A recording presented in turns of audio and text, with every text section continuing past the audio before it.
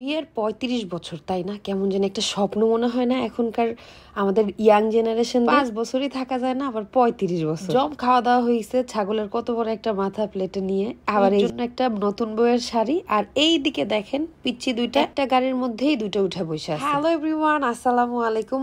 গত বছরের মতো এই বছরও আমি আপনাদের জন্য আমার শ্বশুর শাশুড়ির ম্যারেজ ডে যে ছোট্টখাট্ট করে আমরা সেলিব্রেট করি বাসায়, সেই ভিডিওই আপনাদের সাথে শেয়ার করব যে কত কম খরচ করে দুইটা মানুষকে কতটা হ্যাপি করা যায়। দেখেন গিফট নিয়েই এন্ট্রি করলাম। আসলে কি টাকা হইলেই যে মানুষের সুখ থাকে এমন কিন্তু কিছু না।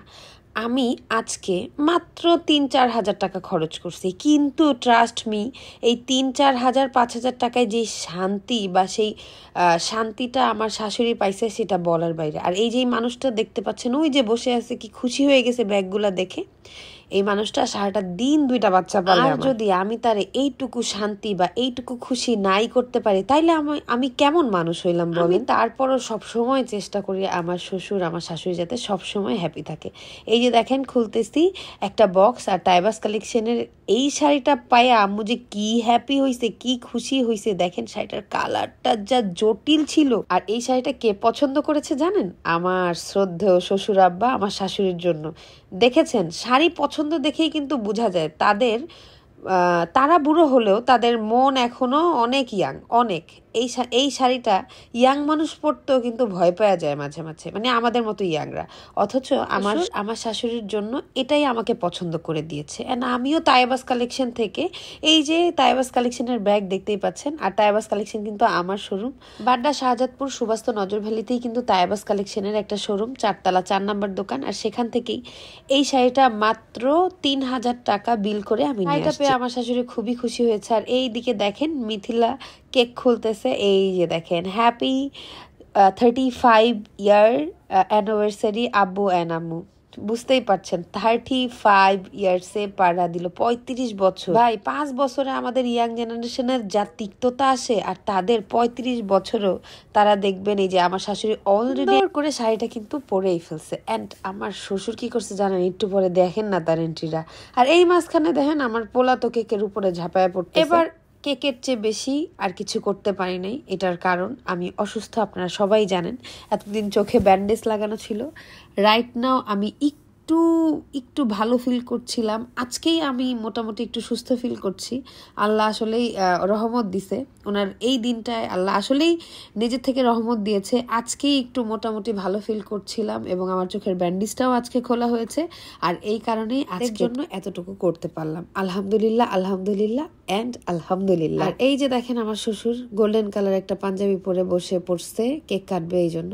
এরই মধ্যে আমাদের ছোট্ট তায়েবা তার হাতে বানানো গিফটটা তার দাদার হাতে অলরেডি দিয়ে দিছে, আর বলল না এটা তোমার জন্য না, এটা দাদির জন্য। তাইবাও দেখতে দেখতে বড় হয়ে যাইতেছে, তাই না? দেখেন তাইবাও একদিন আমার মতো বড় হয়ে যাবে, সেও একদিন বাবা আমার অ্যানিভার্সারি সেলিব্রেট করবে, তাই ভাবতেই জানি কেমন লাগে। তবে এইটা কি জানেন যে আপনি যা করবেন আপনার বাচ্চা তাই শিখবে। আমি যা করছি আমার বাচ্চা কিন্তু তাই শিখছে। আপনারা সবাই বলেন না মা গুণে মেয়ে বাবা গুণে ছেলে, এটা কিন্তু সত্যি। আমি যা করব আমার ছেলে মেয়ে ঠিক তাই শিখবে। তবে আমাদের জীবনের কিছু পাওয়া না পাওয়া, কিছু খারাপ ভালো সবকিছুই প্রত্যেকটা মানুষের জীবনে আছে। সেই জিনিসগুলো বাচ্চাদের কাছ থেকে হিডেন রাখাই সবচাইতে। এই যে যেমন আমি আমার শ্বশুর শাশুড়ির কাছ থেকে শিখেছি যে একসাথে জয়েন্ট ফ্যামিলিতে কিভাবে থাকতে হয়, কিভাবে স্যাক্রিফাইস করতে হয়।